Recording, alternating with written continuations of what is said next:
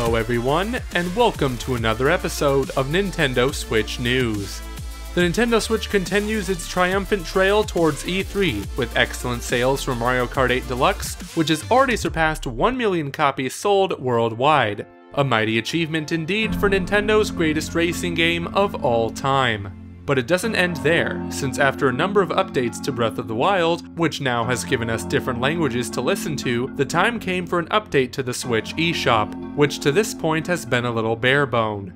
Luckily, slowly but surely, this is changing as finally, after 2 months on the market, you can now save your credit card information within the eShop, thus making for a more convenient experience if you decide to buy some of the upcoming indie titles digitally. There is also reason to rejoice that Minecraft for Nintendo Switch is right around the corner. With that being said, still no word on the Switch Virtual Console. It seems that it is a given that this crucial feature will be announced and hopefully launched during Nintendo Switch's first E3 adventure 1 month from now.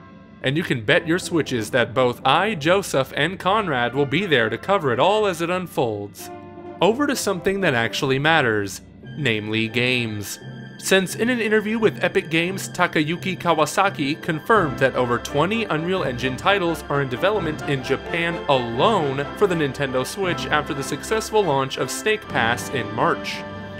And this might have something to do with the fact that porting Unreal Engine games to the Switch does pose little to no effort. For instance, Snake Pass was ported to the system in under a week. The developers stated that Epic Games has delivered a specific button which makes, quote, "It's so easy to port games as pressing an Export to Switch Now button," end quote. If this is true, then there should from now on be close to no barriers as to exporting games developed in Unreal Engine to the Switch. This is essential, as we need to remember that both Kingdom Hearts 3 and Final Fantasy VII Remake are being developed in this engine. In other words, a massive technical excuse against a Switch port of Kingdom Hearts 3 and Final Fantasy VII Remake is now gone. So don't be surprised this E3 if Nintendo declare that thanks to the Unreal Engine support, Kingdom Hearts 3 and Final Fantasy VII Remake will get an on-the-go version on the Nintendo Switch. Only 1 month remains and we will know for sure. In the meanwhile, we will continue to look forward to Dragon Quest XI. Hopefully this version will not come long after the PlayStation 4 and 3DS ports. Meanwhile, some clever fellow YouTubers have managed to hack the Nintendo Switch and transform its screen into a VR machine. As we all know, the patent is there, but the question remains, will Nintendo take the step and utilize the Switch for VR purposes? We will have to wait and see.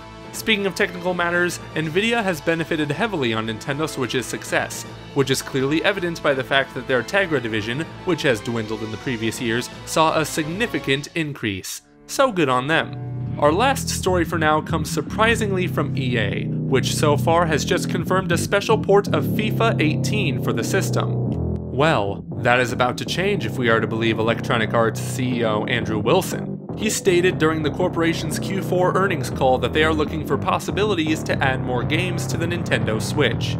Well, between us, EA, we Nintendo gamers want a new game, not an old port that will not sell. So we would be pleased if the honorable ladies and gentlemen at EA and DICE would be willing to bring Battlefront 2 to the Nintendo Switch.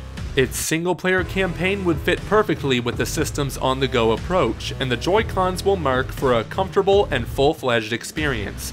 Some more sports games would also be appreciated during long winter night sessions this coming Christmas. If you decide to port some already released titles, then for God's sake let it be Battlefield 1 with the expansion passes. Just as with Battlefront 2, this port would utilize the Switch's full mobile potential through its solid single-player campaign. But guess who is silent for now? Ubisoft, as they are preparing to share information on their next big project.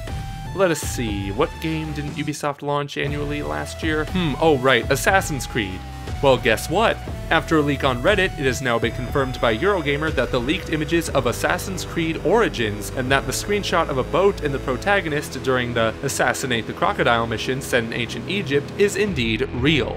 Now, the big question. Will this rumored to be open-ended with no loading screens game come to the Nintendo Switch? We will have to wait until Ubisoft's conference, but a massive single-player adventure has already been confirmed to work well on the system. So for now, this is it, as people build a new hope for a Metroid game from Retro, But for now, those are just baseless rumors, and besides, we will return to that matter of Metroid and Pokemon prior to E3, as we do hope for a new mainline installment in those franchises on the Nintendo Switch. But until then, make sure to like, share, and comment under this video, and most importantly, subscribe to help us reach 100,000 subscribers, less than 4,000 to go now, and to not miss any Nintendo Switch news videos,